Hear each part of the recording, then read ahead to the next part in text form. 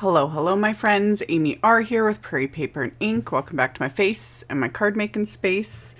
And a couple of cards that are also sympathy cards. I posted a video recently making some sympathy cards and talked about how I prefer to make these basically in batches, and I like to make them just because, so that I have them on hand and I don't have to even attempt to create a sympathy card in the heat of the moment, you know, when emotions are running high and all that sort of a thing. So I went through my stash recently and I have this Magnolia Apple Blossom stamp set that Simon Says Stamp released, I think this was last year. This is designed by Emily Midget. She makes wonderful cards and she does a lot of the big floral images that I love. So this one has some good sentiments in it as well, so it's actually the only set I used. And then I did some super simple watercoloring using only 2 Distress Oxide sprays.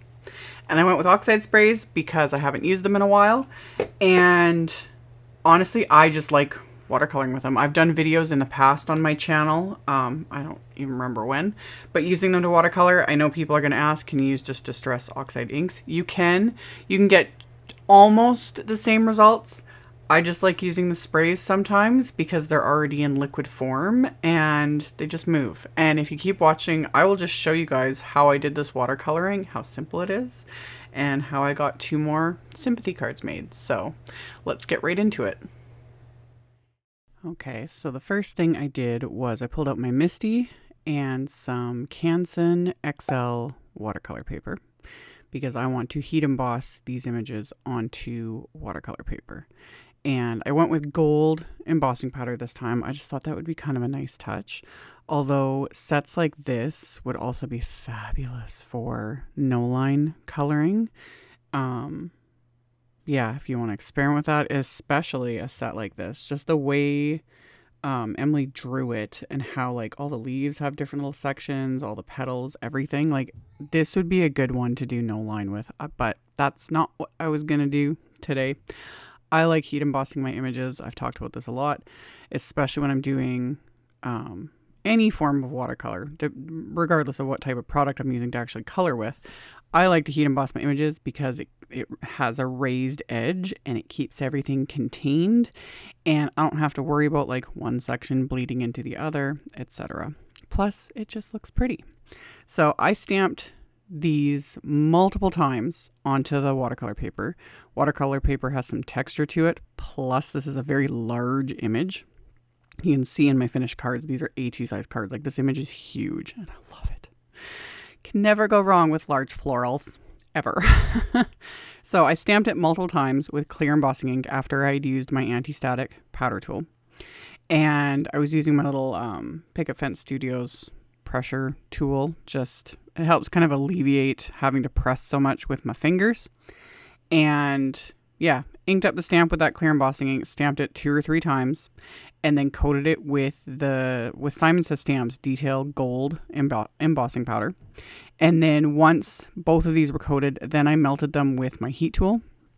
When you heat emboss on watercolor paper, especially because watercolor paper is so thick, it sometimes takes a little bit longer to melt versus like when I show embossing on vellum, it melts immediately.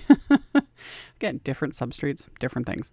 So melted all of this with my heat tool. I always tilt it back and forth in the light to make sure everything is smooth and shiny and melted, because more often than not, I miss a spot. So that's why you guys always see me tilting it back and forth. So once I've got these heat embossed, I'm going to do my watercoloring. And like I said, I used 2 Distress Oxide sprays. That's it. Picked Raspberry and Rustic Wilderness. And because they are oxide sprays, the pigments settle in the bottom of the spray. So regardless of how you're going to use them, either like this or you're going to use them as a spray or whatever, you need to shake them up really, really well to get everything mixed back together. So I shake them really well. And then I just take some out with the nozzle and just kind of tap it onto my little plastic palette here. And that's it. You could pour some out, but I try to avoid doing that because me and my heavy hands, it's like I'll end up pouring out half the bottle. You know, no. And you don't need much. Like even what I put here was more than I needed for both of these images. So I've sped this up, but even then, this did not take very long. I don't do any layering, nothing. All I did was I have 2 brushes. One of them I use just clean water, and I paint over the section I'm going to work on.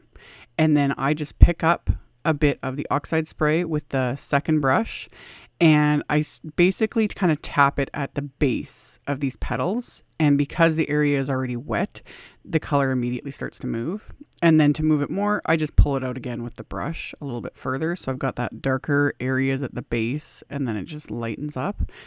And that's it. That's all I do. It's so simple. And because they're oxides, they have their own little way of, how do I even explain it? Because it's this mixture of pigment and dyes, they just kind of do their own little things. They change a little bit here and there. They have different little intense areas. It all just, I don't know. I love it. And again, you can do this with oxiding. I've done a ton of videos watercoloring, like doing the exact same thing, just smushing my oxide ink pad, onto this exact same palette and watercoloring it with it. And it does almost the same thing.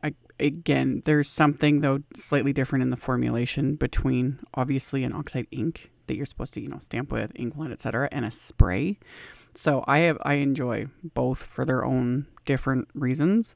And yeah, the sprays, just for some reason, I seem to get more, I think a little bit more variation because of just that liquid form of them. So I painted just all the pink areas with the picked raspberry, and then all the greenery with Rustic Wilderness.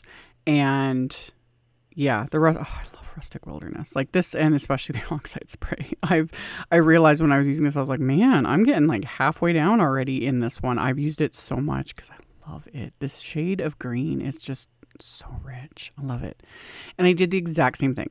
Painted each little section with clean water, and then would just pick up the little droplets of oxide spray and kind of tap it towards like the little, like I call it the base or the bottom of each section, and then pull it out with the brush. And that is it.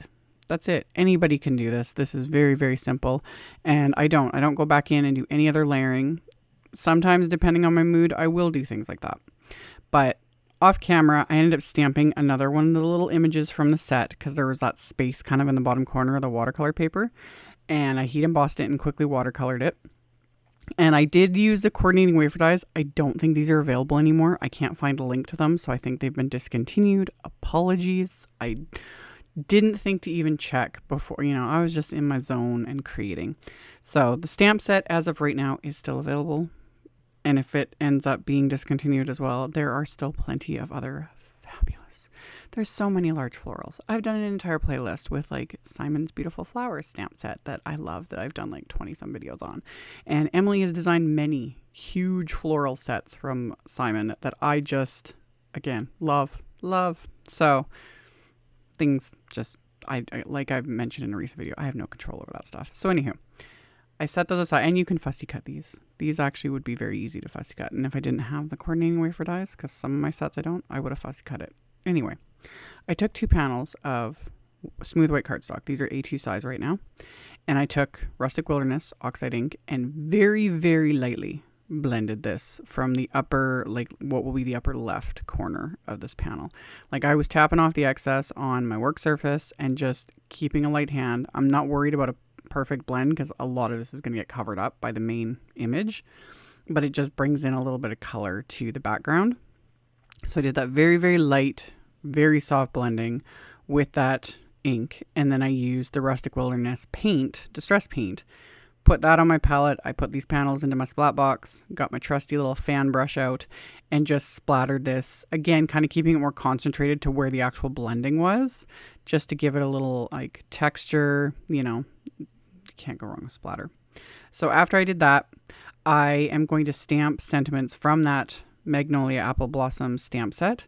So I had already trimmed down these backgrounds, and I was going to originally just heat emboss these sentiments, but then changed my mind and was like, no, I'm just going to stamp them with the Rustic Wilderness Distress Oxide ink, just kind of keeping everything just soft. So stamped the sentiment after I'd like lined it up onto the card fronts, stamped it with the Rustic Wilderness Oxide ink. And then I have 2 more panels of white cardstock that I am going to stamp another sentiment from that set onto, and these are going to go on the inside of my cards because I decided to make my card bases out of dark cardstock. And I like, depending on my mood, sometimes I leave the insides, just the dark cardstock, add a sentiment, etc.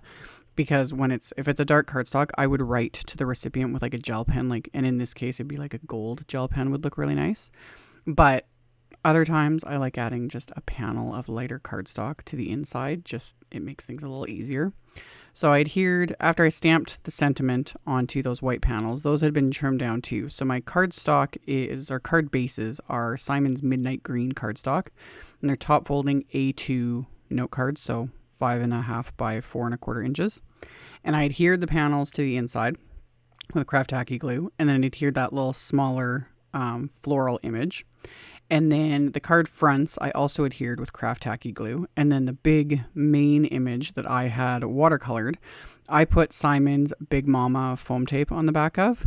So this will give it a little bit of dimension, but because this foam tape is so thin, it doesn't create a whole lot of bulk.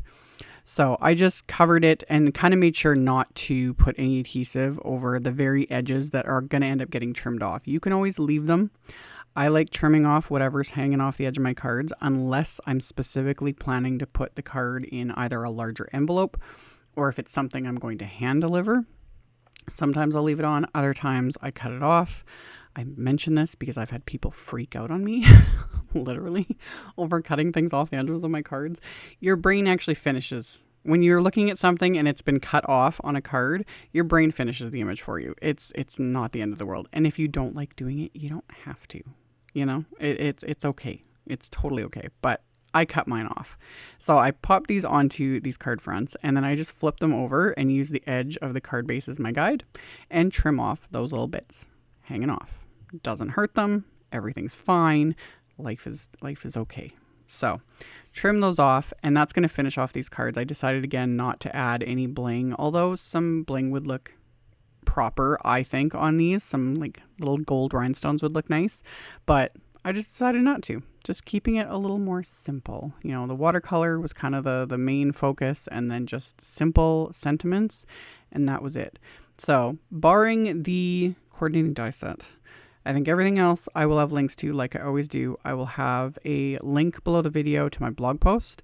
That in the blog post, I'll have all these pictures of the cards and picture links to all the supplies. The supply list will also be linked directly below if anyone is interested.